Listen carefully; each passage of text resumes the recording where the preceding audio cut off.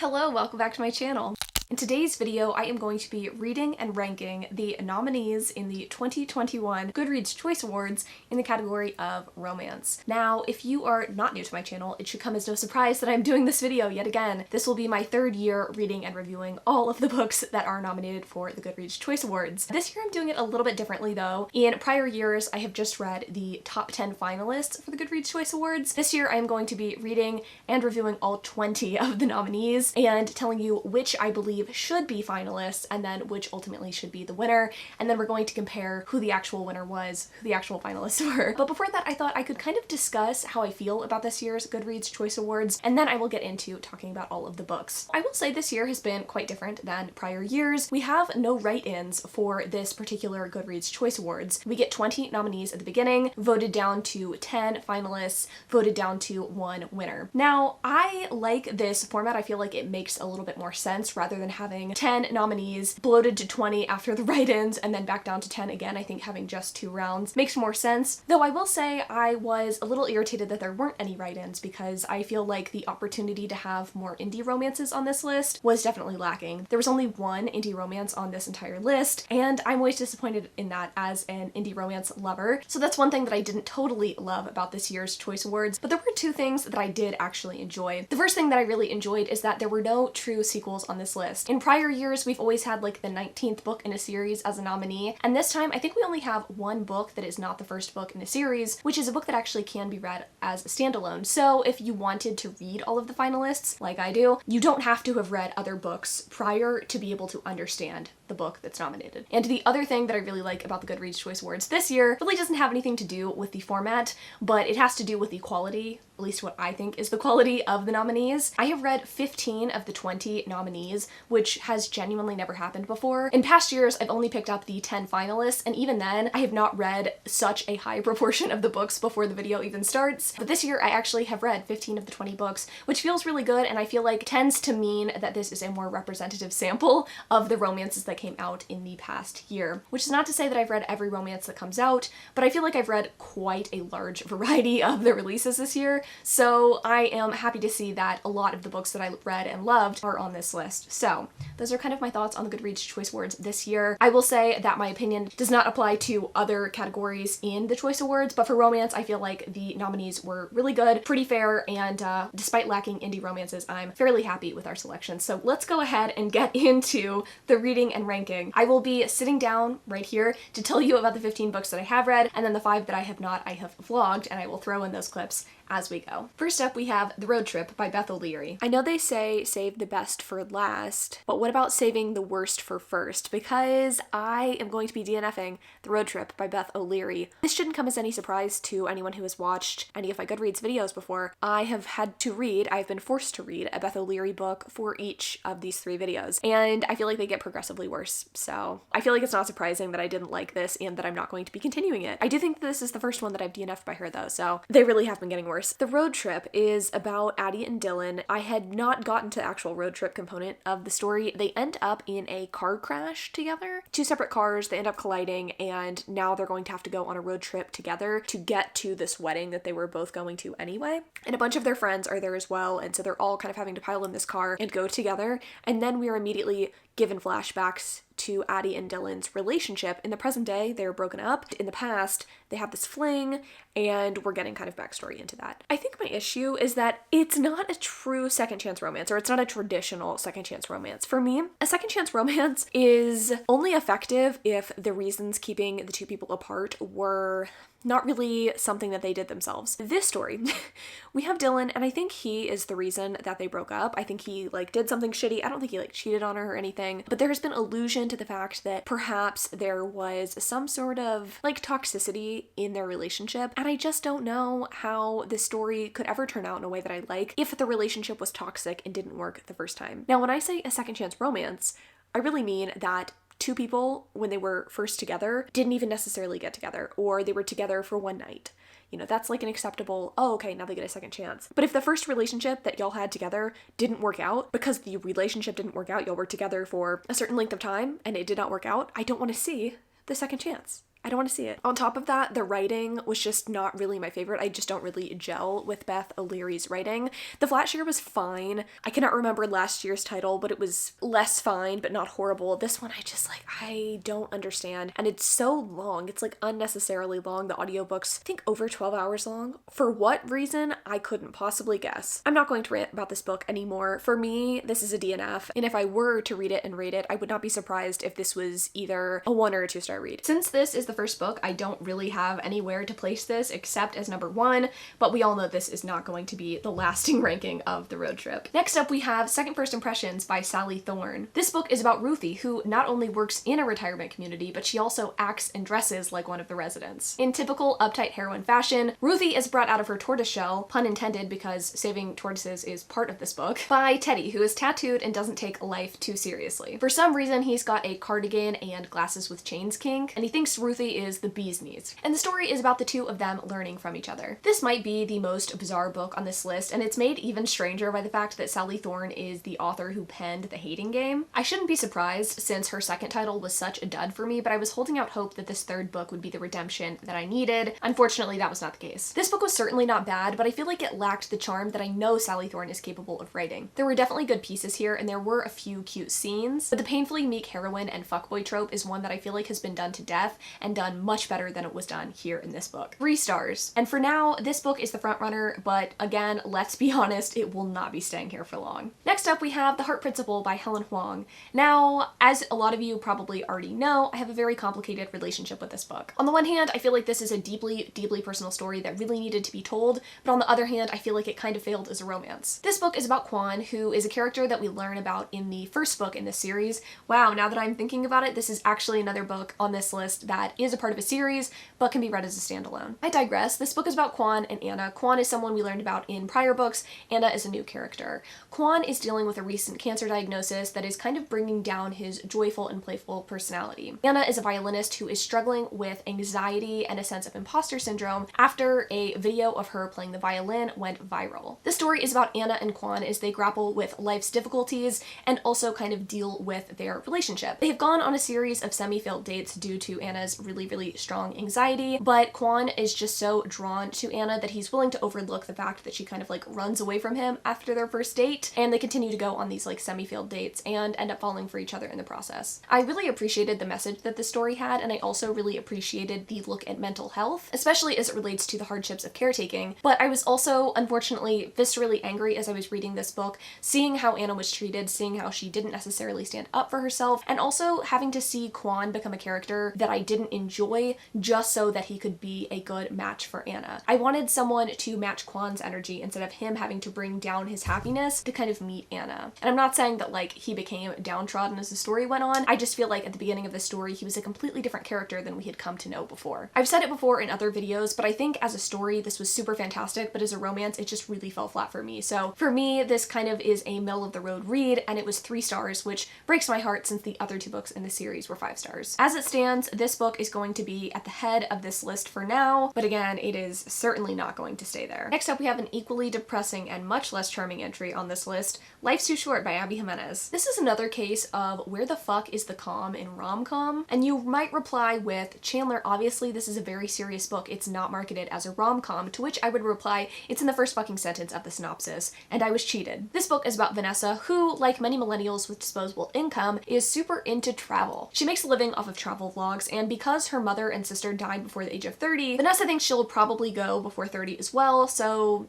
YOLO or whatever. But one day her half-sister drops her baby off at Vanessa's doorstep, and she can no longer globetrot and is instead forced to clean up baby vomit. It's totally okay though, because her hot neighbor loves kids and helps her out. This story was fine. The dude was nice enough, though I couldn't tell you his name, and the romance was, you know, supportive and shit. But the background of impending death and having to take care of a child that you didn't have a say in taking care of kind of put a damper on any swooning that could have taken place. And that's not to say that I think all romance should be devoid of the realities of life. I just feel like a lot of authors have a really hard time walking the line between cheer and depression. For the crimes of being both depressing and forgettable, this book is getting 2 stars from me. And I think I'm going to squeeze it in between Second First Impressions and The Road Trip. It wasn't quite so bad as The Road Trip, but let's be honest, it's not great. Next up we have While We Were Dating, another installment in Jasmine Guillory's The Wedding Date series. In my endeavors in other videos similar to this one, I have been forced to read all of the prior books in the Wedding Date series up until this point. Now, again, that I'm thinking about it, this is another book on this list that is actually a part of a series, but like the others, it is also one that can be read as a standalone, so I don't think it's necessary that you've read the other books in this series to be able to participate in the Goodreads Choice Awards. Now, when reading Jasmine Guillory's prior books, I think I gave almost all of them 3 stars, so I feel like it should come as no surprise that this book was also just kind of middle of the road for me. This book is about Ben and Anna. Ben is in advertising, and he is put in charge of an ad campaign after nailing the presentation that he gives to our movie star heroine, Anna. And this book is about them canoodling and falling in love, which was fine. But if you notice, I didn't mention anything in that synopsis that would lead you to believe that there would be any meaningful tension or angst, and that would be because there was none. I really appreciated the emphasis on our hero's mental health and our heroine's journey to self-confidence, but the attempts at conflicts in this book made very little sense to me. That, coupled with some half-baked side plots, especially on the part of our hero Ben, made this book ultimately pretty forgettable for me. 3 stars. And when it comes to ranking this book, I feel like it's a little bit challenging because we already have a few 3 stars on this list, but I think I'm going to put this between Second First Impressions and Life's Too Short. Next up we have How to Fail at Flirting. I am really torn about this book, y'all. I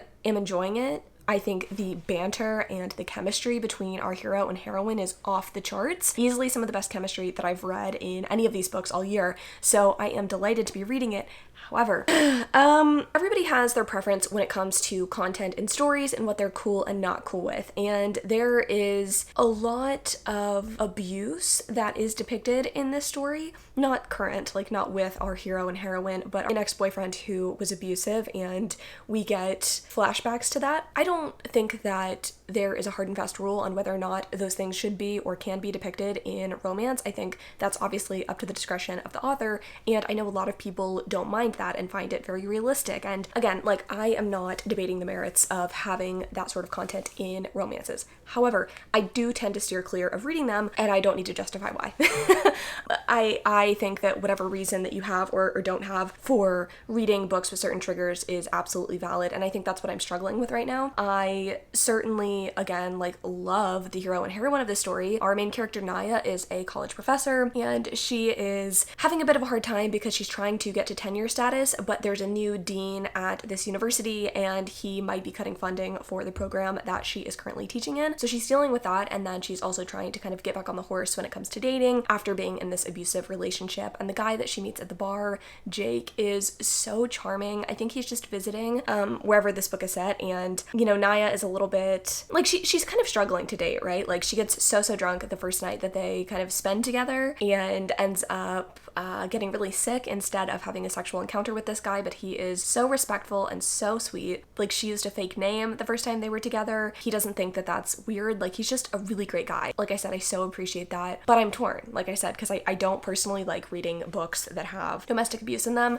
I feel like I used to be okay reading them, and now I'm not, and that's just the way it is. So I'm not gonna like rate this book poorly because of that or anything, but it is impacting my enjoyment, and I just thought that I should be very transparent about that. And I do think that's something that you should know if you decide to pick up this book. It is sort of hinted at in the synopsis of this book, and a lot of the reviews mention it, so it's not something that you're gonna go into not knowing that, or at least I would hope so, but I just thought it would still made sense for me to talk about it here. So that's where I'm at. I don't know what I'm gonna rate this book. I don't know. I'm gonna keep reading. Maybe my feelings will firm up a little bit as I go. Oh my god, I can't look at myself anymore. I'm gonna go read. So I have finished How to Fail at Flirting. I'll be honest with you, this book, I feel like it got worse. Like, the romance didn't get worse, but the things that I didn't like at the beginning of the story that I told you about, all of the abuse, it definitely didn't get better. There was a very upsetting scene at like the 75% mark of this book where our heroine has a real encounter with the abuser. I did not like that. I mean, you're not supposed to like it, obviously, but it just made it challenging to enjoy the story as a whole. And like I said at the beginning of this book, I feel like it's fine to have real world elements in a romance. I don't think that that is inherently bad or wrong or anything like that. I just personally don't like on-page graphic depictions of abuse. It's just not really something that I look for whenever I am picking up a romance. So for me, this book is like a 3-star read. Like, the romance was so strong,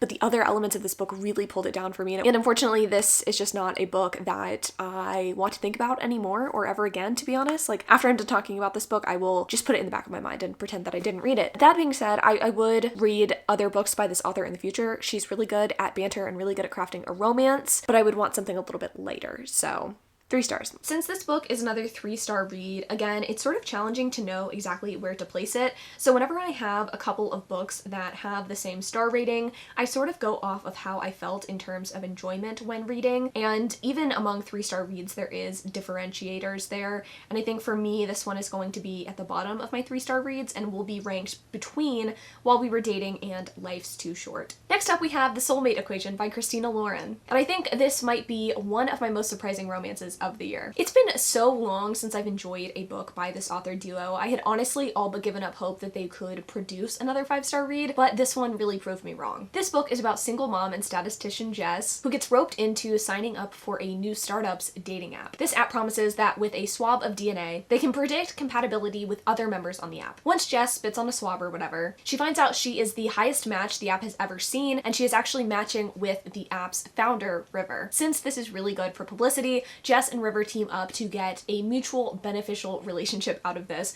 River obviously gets the good publicity, and he offers to kind of pay her to be a part of this experiment. So she is gaining from it, he is gaining from it, but obviously real feelings end up becoming involved once they start fake dating. This book wasn't one that I would consider particularly life-changing, but I was fully engrossed in both the science and the romance. I love a good grumpy hero, and despite this one's personality vaguely resembling that of Flat Stanley, I still totally fell for him. I also think the side characters in the story and Jess's kids added a lot of needed charm to kind of flesh out the other parts of the book that I feel like Christina Lauren is sometimes not the best at doing. This book for me was 5 stars, which makes this book super easy to rank in first place. The Spanish Love Deception. I tried to pick this book up earlier this year. I got an advanced reader copy and I was really excited to pick it up because I had been hearing good buzz about it. I really like the author's Instagram account. I feel like she always has like really aesthetic stuff to post and she just seems super sweet. So I was excited to receive a copy. I was excited to read it. But getting a couple of chapters in, I was having a hard time getting through some of the writing. The writing felt a touch clunky to me, I'll be honest with you. And on top of that, I just wasn't completely gelling with our main character. And I feel like that can really take me out of a romance if I'm not connecting with the heroine, because usually we're seeing things through their eyes, and that's definitely the case. I don't know if there's ever going to be a perspective change, but right now this is just a first person singular POV story. Anyway, the first time I attempted to read it, it just didn't go so well. I don't know that the second time is going much better, I'll be honest with you. I'm 5 chapters in. I managed to snag a copy of the audiobook, which I think is a much better way for me to consume the story. I think viewing it with my eyes, not the best. The first sentence or two, honestly, of this book, I had to reread a couple of times to understand if it was grammatically correct. Not to nitpick, but like that really hurt my brain a little bit. So the audiobook is good. The story I don't know that I love. We have our main character, Catalina or Lena, and she's an engineer at a firm, I think in New York City. She has a best friend named Rosie that she works with. She also works with a guy named Aaron Blackford, and he is a fellow engineer. On his first day of work or second day of work, requested not to be on a project with Lena because he said that she was too immature or something to that effect, which made Lena upset, obviously, and Aaron is enemy number 1 at this point because that's a pretty shitty thing to do. And we open up the story with Aaron offering to be Lena's date to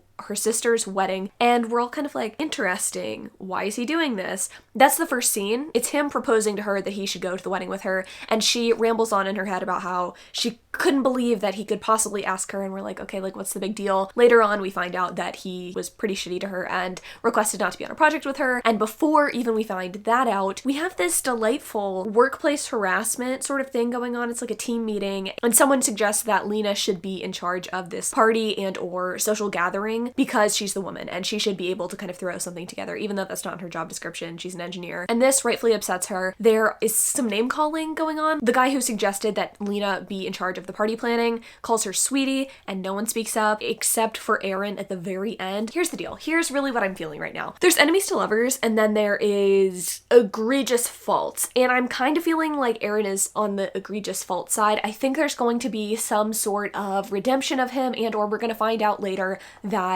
he didn't actually request not to be on a project with Lena because she's incompetent. It's because he liked her or some shit like that. But the fact that he wasn't willing to stand up for her immediately when shit started going south in this workplace harassment scene kind of pissed me off. Additionally, I felt like it read like a training video for workplace harassment. Not saying these things don't happen, they totally do, just the way that the scene was executed was a little weird. Overall, my reading experience is a little weird thus far, and I'm only a couple of chapters in, so I don't want to say that this is the worst book ever or that it's horrible. Writing style is really not unenjoyable when I'm listening to it. I'm having a fine time, but I just feel like I wanted to point those things out because everything that I see about this book is really, really, really positive. Or I have a couple of detractors who, like, anytime I've posted about this book say, it was terrible, I DNF'd it. And I feel like there's room for some middle ground found. And I mean, I'm going to tell you if I hate it or if I love it, but I don't feel like I've seen any sort of middling reviews and or actual critiques of the story.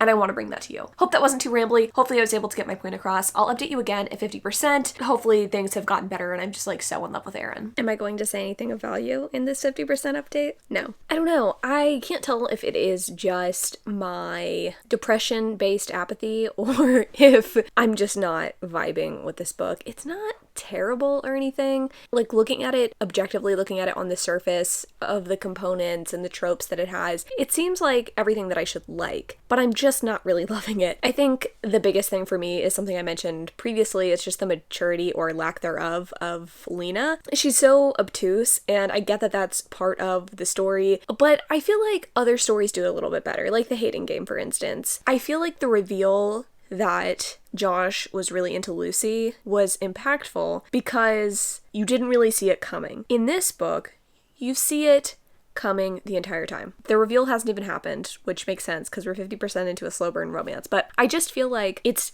an unenjoyable obtuseness. Is that making any sense? I have no fucking idea. I don't know. I'm just kind of like whatever about this book. I'll update you when I'm finished. Okay, so I finished The Spanish Love Deception last night. It didn't really improve for me, I'm gonna be honest with you. There were a few bright spots, and I definitely want to read more books by this author in the future. I just feel like this one was lacking some of the polish of books that I am used to reading, and that's not really a huge deal, I guess, in the big scheme of things. I mean, it's a big deal in that it really affected my enjoyment of the story, but it's not such a big deal that I wouldn't want to read more from this author in the future. I could see little nuggets of goodness. There were a few different times where our hero says some stuff that I was like, wow, that's kind of hot. But ultimately, I feel like the heroine was just a little irritating and a little too introspective for my taste. I feel like if you really like Mariana Zapata books, this is probably a really safe bet for you. I feel like the older I get and the more romance I read, I'm starting to find that the love that I had for slow burn romances is kind of dissipating, and I don't know if that is just a result of me not finding the right slow burn books for me, or if I would go back and read some of my old favorites if they would still hold up. I don't really know kind of where I'm at with that. I just know that this didn't ultimately work for me, and that kind of sucks. I wanted to love this one as much as a lot of y'all do. It was not a perfect romance for me. This is definitely a disappointment. I was really thinking that this would be the book on this list that I would really enjoy, but that just wasn't the case. So I think I'm unfortunately going to give this book 2 stars. Honestly, it's like more of a 2.5 star read for me. The Spanish Love Deception is another book that's kind of hard to rank because when I look at it against some of these other titles, I feel kind of neutrally about it, but I do think that I enjoyed it just a little bit more than How to Fail at Flirting, so I think I'm going to put this between While We Were Dating and How to Fail at Flirting. Winner, plastic dong-shaped dinner. Let's talk about Actor Age Eve Brown by Talia Hibbert. This is the 3rd and final book in the Brown Sisters trilogy. This book focuses on the youngest and flightiest of the Brown sisters, Eve, as she navigates both being a full-grown adult and falling for her boss. At the start of this book, Eve is told in no uncertain terms that she really needs to grow up and stick to a job, lest she find herself out of an inheritance. She's told that she needs to stick with the same job for 6 months,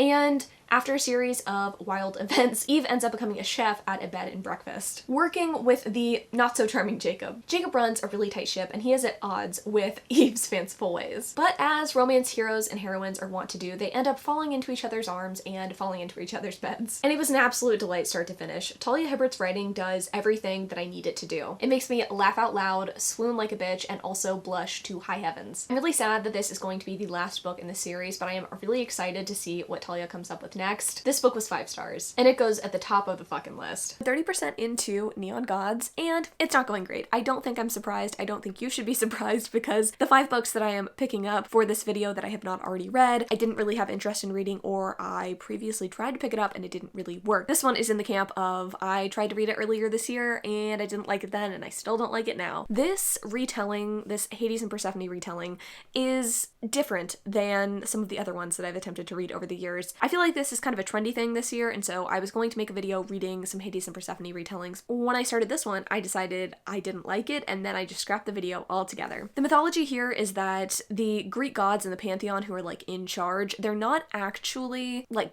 gods, I guess you could say. Think of it as sort of like a political title, like President of the United States. New people fill the roles as time goes on, and that's definitely the case here. We have Zeus in this story who's about 65, and we have Persephone who is just chillin'. She's just having a good time. Her mom is a little bit of a schemer, and she is one of the 12 or 13, whatever. She has essentially done some maneuvering and gotten Zeus to propose to Persephone so she can be the new Hera, because I guess that spot was open for a while. And there is kind of a rumor going around that Zeus's prior Heras have been killed off. Like, he's killed 2 of his wives, and she's scared that she's going to be next. Persephone is. So she runs away one night, and she crosses the river Styx. She's with Hades. He decides that he is cool with this plan. He wants to get back at Zeus for being the worst, and he decides that he is gonna sully Miss Persephone, make it to where Zeus won't want to marry her. I think there's gonna be some sort of like BDSM component to the story. I think my issue with this book, and I say I think because there's multiple things that just kind of make me go, I think my issue really is that the beginning of this book feels kind of gross, and I understand that that is so the story actually would be a retelling, like you gotta keep the myths in there somehow, but I didn't like that the 65-year-old man is proposing to a girl who's completely unaware, and I didn't like that she had to run away. And sure, you could call this unfair criticism because that's the damn myth, that is the legend, that's the story, right? But I don't like it, and I wish that it had been retooled in a way. Could it have been retooled? That's my question. That's where I'm at. I don't want to harp on this anymore because I need to continue to read, and hopefully I will have more coherent thoughts. I just don't like it. Okay, so I just finished Neon Gods and I enjoyed it. I feel like it sort of turned itself around. It wasn't my most favorite romance that I've ever read, but it did go from being, in my opinion, kind of like erotica, BDSM stuff, to being a little bit more of an actual romance. I personally don't believe that all books that have explicit sexual content are erotica. In fact, I hesitate to ever call anything erotica because I feel like if there's a romantic thread, it's a romance to me. This story at the beginning, though, really did not feel like a romance. It really just felt like they were going to be boning the entire time, but things did kind of turn around at the 50% mark, and I really did root for Hades and Persephone. I feel like they had a pretty sweet romance. I wouldn't say this is like my favorite book that I've ever read.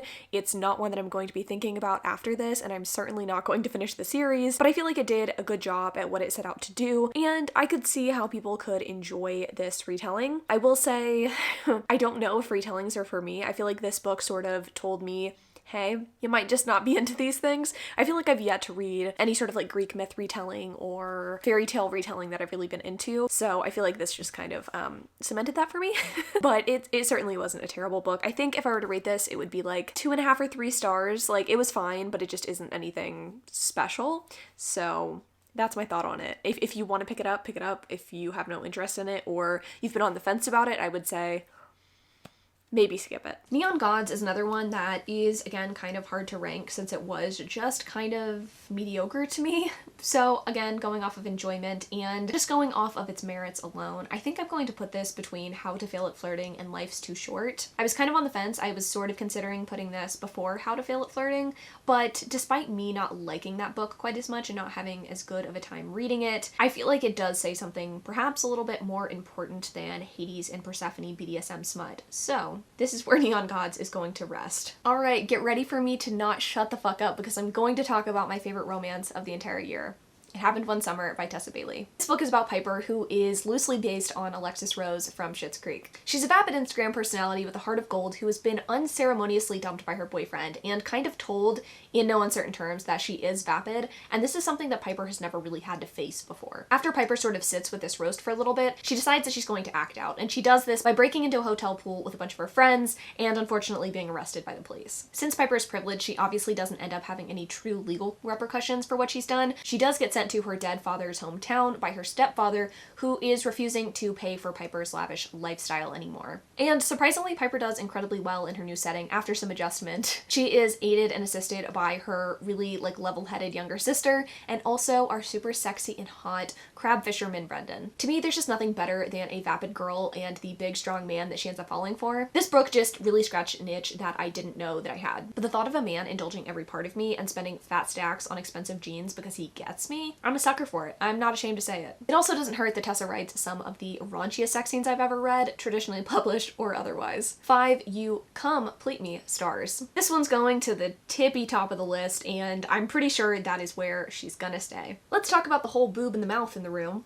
The Love Hypothesis by Allie Hazelwood. This book is published Raylo fanfiction, and I'll let you know right now, it certainly feels like it. Which I really don't think is an inherently bad thing. This book is about third-year PhD student Olive as she navigates the misogyny of academia and her fake dating relationship. She's using hot Professor Adam, aka Kylo, as her fake dating partner in hopes that she can date this guy to prove to her best friend that she no longer likes the guy that she used to be dating, so that her friend will date that guy instead. If it sounds convoluted, that's because it really is. But let's be honest, we don't really care about the plot of a romance. We care about the bangin'. And that, along with the storyline, were pretty solid. I feel like if you're someone who really enjoys fanfiction tropes, it would be pretty impossible for you not to enjoy this book. There were definitely cringy parts, I will admit, but the one really long sex scene in this book actually kind of worked for me, and I did buy into the chemistry between Adam and Olive. Do I think it's possible to fit the entirety of even the smallest of boobs in one's mouth? No. But I found this book charming nonetheless. 4 stars. And in terms of ranking, this one seems like it should be difficult, but it's not, because this is the only 4-star read that we've had so far.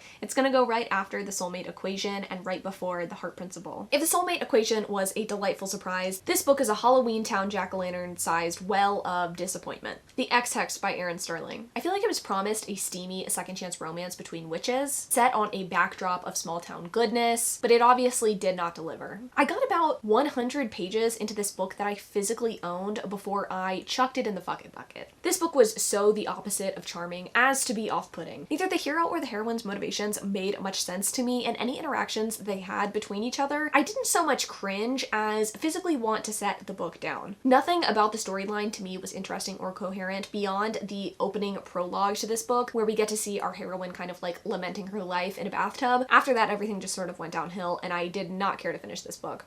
I DNF'd it. Since this book was a DNF alongside The Road Trip, I think I'm going to have to put it down at the very bottom. And because this one wasn't quite as upsetting to me as The Road Trip, I think I'm going to put it between Life's Too Short and The Road Trip. Let's talk about Shipped. It's the Unhoneymooners meets the Hating Game with none of the charm of either of those books. It's about rival colleagues of a cruise ship line as they embark to go on a cruise to do some research on a presentation that they are going to compete against each other to do to maybe win a promotion. I'm sure you can see the comparisons between those other 2 titles. And they fall in love over turtles or whatever. I read this book back in February, and I won't lie, the details are a bit fuzzy, and obviously I put together notes for all of these books before I film, but this book was so boring and lackluster that I didn't even bother. So 3 stars. Now, you'd probably think that with my unenthusiastic review of this book that it would be farther down on the list, but when I actually compare it to some of the other 3-star reads, it actually was one of my more favorite ones, especially when comparing it to books like Second First Impressions and While We Were Dating. In the moment, this book was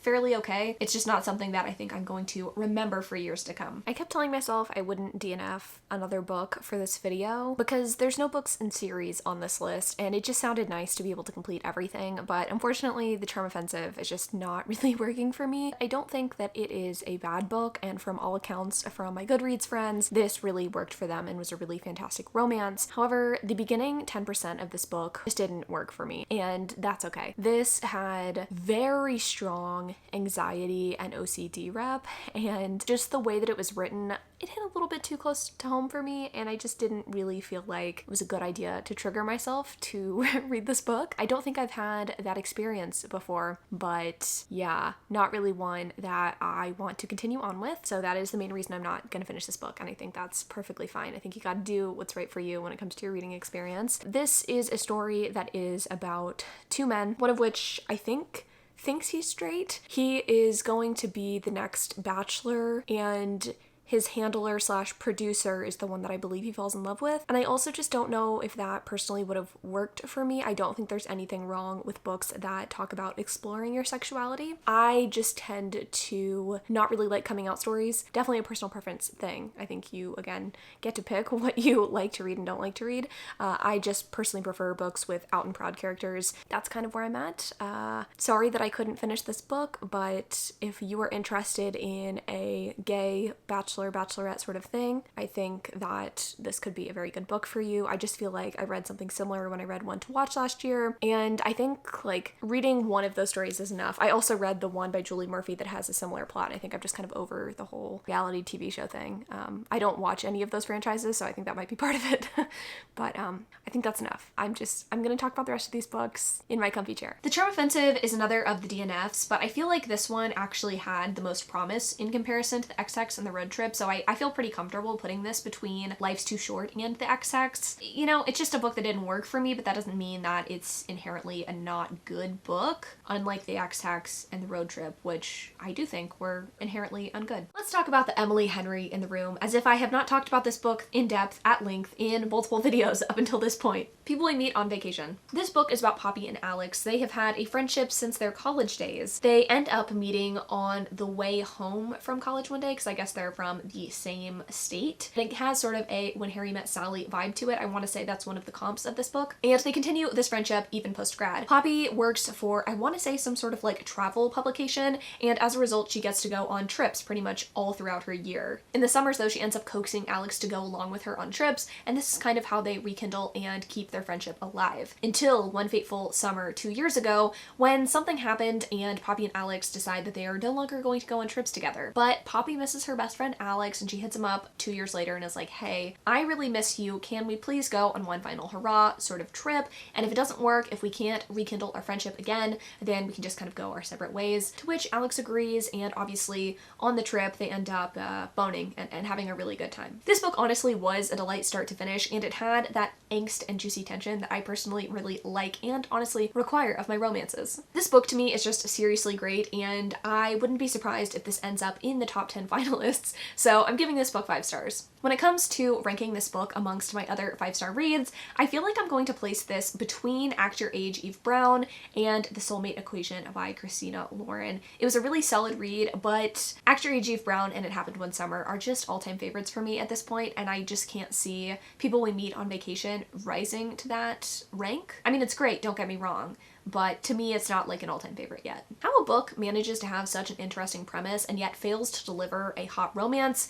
is truly beyond me, but somehow the X-Talk manages to do it. When I read this book, I thought it was fairly good, but as more time passes, the more that I A, don't think about this book, and B, realize that there were a lot of flaws that I didn't see going in the first time. This book is about Shay and Dominic. Shay has been in charge of this radio station and radio show in particular, and it's not doing so well when it comes to ratings, and unfortunately this show is part of the reason that the radio station is doing quite poorly. So in an effort to kind of revive the station and put something new on the table, Shay and her kind of rival new colleague, this hotshot named Dominic, come together and decide to make this radio show slash podcast where they pretend to be exes in order to give dating advice to people who either call in or write emails to them. That's a pretty great premise. I love that, and I loved the idea of having this sort of like mixed media format for a romance, but unfortunately it just sort of fell apart when it came to the delivery of the romance. I think a big part of that is Shay, our main character. She is this woman who desperately wants to be loved, but does a really poor job at judging character up until this point. She ends up falling for Dominic, obviously, and like, he is a good guy, clearly, like it's their romance, but she just doesn't have the confidence that I want in a heroine. And I know that not everybody can be confident, I get it, but her moping and like self-consciousness was kind of irritating to read about. On top of that, I just feel like the romance was sort of odd.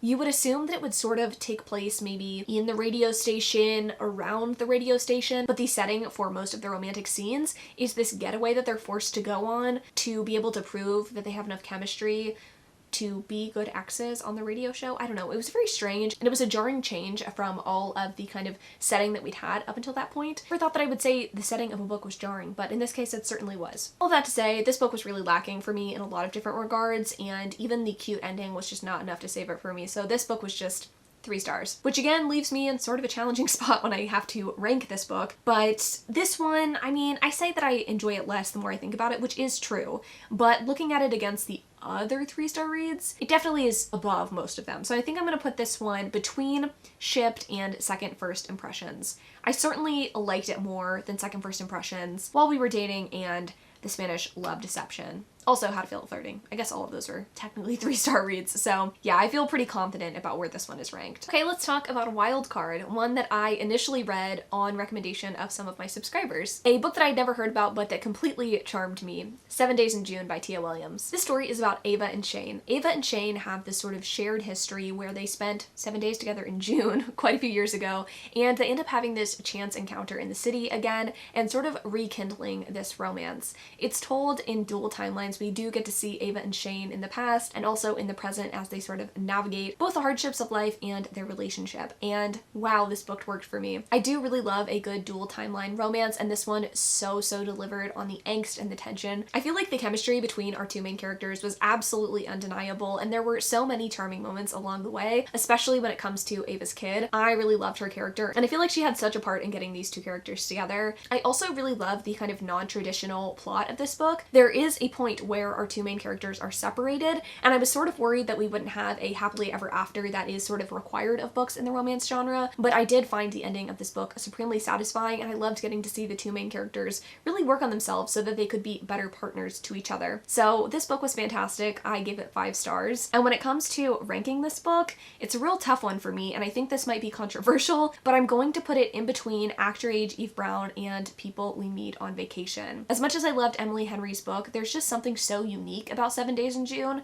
that I just don't think I've ever read in a romance before. So that's what's really solidifying this book to me as number 3 on my list. We're almost to the end of the list. Let's talk about The Dating Plan by Sarah Desai. This book is about software engineer Daisy and her second chance romance with venture capitalist Liam. Liam is Daisy's older brother's best friend. We love a good older brother's best friend romance here. Actually, no, we don't. I tend to not like them, but for some reason this one actually worked for me. The romance is sort of like a fake dating situation. I feel like it's kind of obvious from the title, The Dating Plan. Liam was someone that Daisy had a really big crush on, and I think he was supposed to take her to her senior prom, but he bailed on her. So Daisy has a little bit of built up resentment towards Liam, and after he ends up bailing on her, she doesn't see him for years. So she is not super happy about this. She's also not super happy about the fact that her family is constantly harassing her about finding someone and settling down. But as luck would have it, Liam is also looking for someone to fake date him and or be fake engaged to him so he can get an inheritance. So it's sort of a mutually beneficial relationship. Daisy gets something out of it, getting her family off her back, and then Liam obviously is going to get kind of a windfall of money after this, and obviously they end up falling in love. I feel like this book really worked on so many different levels, but I think the biggest thing that really stood out to me was the way that it blended family and culture and also romance. There are a lot of books on the market right now that do all of these things, but they don't do all of them as well as I feel like they could. I feel like a lot of times the romance ends up taking a back seat to some of the other elements of the story, and while I really do love emphasis on family and culture, I'm also going to need the romance to be really strong in a romance. And this one just did such a fantastic job. I feel like Sarah Desai really nailed it, and this book was really phenomenal to me. I feel like that built-in tension and backstory with Daisy and Liam just really put this book over the top for me, so it's gonna be 4 stars. And when it comes to where I would rank this book, it's a toughie for me. This is the only other 4-star read on this list for me, and I think I'm going to put it between The Love Hypothesis and The Heart Principle. I really did enjoy this book, but when it comes to whether or not I think it was better than The Love Hypothesis, I don't necessarily think that it was. I think it depends what you're looking for, obviously, but something about that sex scene in The Love Hypothesis, I don't know, just really did it for me. So I'm pretty confident about where I'm placing this book. Lastly, let's talk about a book that I have middling feelings about. One Last Stop by Casey McQuiston. This book is a time travel romance between a hot 70s lesbian and a wayward 23-year-old modern gal named August. This book places a really heavy emphasis on found families, breaking free of family members who ask for everything and give nothing in return, and also obviously on love. And I liked parts of it. I really did enjoy the romance between August and Jane. I feel like there was so much palpable chemistry there, and I feel like Casey McQuiston really excels in that part of writing. The thing that I didn't enjoy about this book was the the plot. I really did not enjoy the time travel aspects of this book. I feel like so much time was spent with August trying to figure out how to get Jane off of the never-ending subway ride from hell, and I feel like I didn't get the requisite relationship building that I really needed. Sure, there was chemistry, sure, the subway sex scenes were pretty hot, but I didn't really understand how this relationship would work in the real world, especially with a character who has spent most of her life on a subway and or growing up in the 70s. Like, how is she gonna work in the real world? There was just a passing mention of that at the very end of the story in, I don't know if it was the formal epilogue, but in the very end of the story, and I wanted more. I wanted to actually see how this relationship would function, and I feel like that was one of the strong points of Casey McQuiston's debut novel. I really would have liked to see here. As important as this book is, and as charming as aspects of it are, this is not going to be a book that I remember for years to come, and unfortunately it's just not one of my favorites on this list. So for me, it's just a 3-star read. Now this is one that's sort of hard to place for me because we have so many 3-star reads at this point, and I don't know, the experience of reading this one was pretty difficult for me because I liked some parts of it, but the time travel, like, it just made me put the book down a lot, so it's kind of hard to know where to rank it. But I think I'm gonna put it between Shipped and the Ex Talk. I feel like I enjoyed it more for sure than the Ex Talk, but I feel like I had a better reading experience with Shipped, so I feel like that is where I'm going to place it, which makes it the last book that I'm ranking. And so these are my 20 rankings. This is what I consider to be the rankings of the 20 nominees for the Goodreads Choice Awards this year in the category of romance. I feel like I'm pretty happy with these rankings, and frankly, I had a really good time reading the vast majority of these books. Like, looking at it, almost all of these books were 3 stars or above, which I feel like says something for the quality of nominees this year, despite the fact that we didn't get any write-ins. Like, I'm pretty happy with this. I feel pretty confident about these ratings and these rankings, and now we can kind of look at my top 10. These are the books, again, that I feel particularly happy with, and I feel like I would not be surprised if the vast majority or if all of these books were in the top 10 finalists. I have not looked at the top 10 finalists, and I'm excited to kind of see how my rankings kind of stack up in comparison, and I'm also just excited to see what the winner is this year, especially since I didn't really focus on this Goodreads Choice Awards when it came to the finalists themselves. I like held off on the finalists, and so I really have no idea what the winner is going to be. So this is definitely a different experience than in prior years. So let's go ahead and see what the finalists are and see how good my predictions are and my rankings are by comparison. Okay, so here is the side-by-side, my finalists with the real finalists. I have my ratings in order and the finalists in order of how popular they were and, you know, who had the highest ratings by people who voted. So 7 out of 10 of my picks are in the top 10, which I honestly feel really good about. I had no idea if I was going to get even close. I just went off of what books I really thought were best, so it makes me happy to see 7 of my 10 picks on this list. The ones that were on my list that didn't make the top 10 are Shipped, The Dating Plan, and The Heart Principle, which honestly I'm not that upset about. I felt sort of middle of the road about all 3 of those books, so it doesn't really make me that upset to not see them in the finalists. And the 3 books that were finalists that were not on my list of finalists are The Ex Hex, The Spanish Love Deception, and Neon Gods. Now, looking at those 3 books, I'm very unsurprised that The Spanish Love Deception is on this list. This is a book that, while it didn't necessarily work for me, I know so many people loved this one, so I am very unsurprised to see it on this list, and I'm very unsurprised to see it ranked as high as it is. But I will say the Ex Hex and Neon Gods really did take me by surprise. I mean, I guess if you're really into Hades and Persephone BDSM, like, Neon Gods is decent at that, but the Ex Hex is kind of an abomination, I'm gonna be honest. Not as a book, like, I don't think it's the worst book ever, but I feel like there were very good romances that could have taken a spot on this list by comparison. Now, in terms of ranking, like, let's look at these books and try to kind of make some sense of the rankings and how people voted. As you can see, People We Meet on Vacation was the winner, and I'm really not that upset about that. I feel like that makes sense to me. It was in my top 5, so to see it take that number 1 spot doesn't actually make me upset. What does make me upset, however, is my winner, It Happened One Summer, being second to last on this list, which frankly I should not be surprised at. I feel like last year my top, I think, winner was Take a Hint, Danny Brown by Talia Hibbert,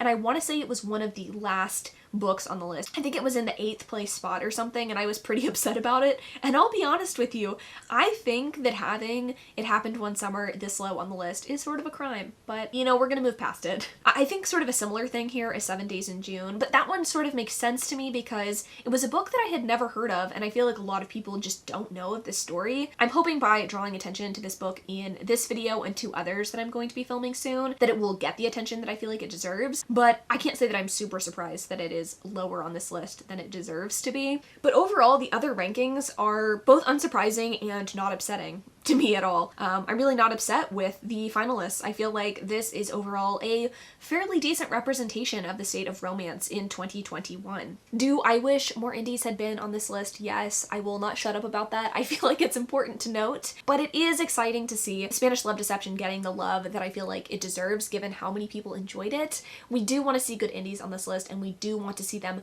very high on lists as well. They are good books, and they do represent a fairly large reader base. I know a lot of people read indie romance. I can't think of a single person who makes romance-related content on this platform who doesn't absolutely love indie romance, so again, like, I would have liked to see a little bit more of it on the list, but otherwise, I'm pretty happy with this year's Goodreads Choice Awards for the category of romance, and I do mean romance. I am honestly a little bit shocked at the winners in some of the other categories, but I'm pretty happy with the results. I'm pretty happy that I read 15 of the 20 books before this video even started, and I'm honestly glad that I read all of the nominees. This is the first year that I've attempted to read all of them. Even last year, whenever I'd read the top 10, like, there were a couple of books that I feel like I didn't end up reading. I feel like last year there was like a J.R. Ward book on the list that I didn't attempt because it was like, you know, the 19th book in a series, and that wasn't the case this year, which I'm happy with. So that's it. Those are the Goodreads Choice Awards for 2021. Thank you so much for watching this video. I would love to know in the comments down below which of these books you wanted to win. Who did you vote for? I'm always excited and interested to see if people have similar opinions on romances to me. I feel like I tend to have fairly unpopular opinions, and I feel like most of y'all are probably not going to say It Happened One Summer is your favorite romance, but that's okay. Different strokes for different folks. Thanks so much for watching this video. If you would like to watch more content like this, I'll leave a link in the description to other list videos like this, and I will also link you to my Chanmas playlist. I am posting a video every day in December, and there are a few videos like this during Chanmas. So again, thank you so much for watching. I really appreciate your support. I love you so much, and until tomorrow.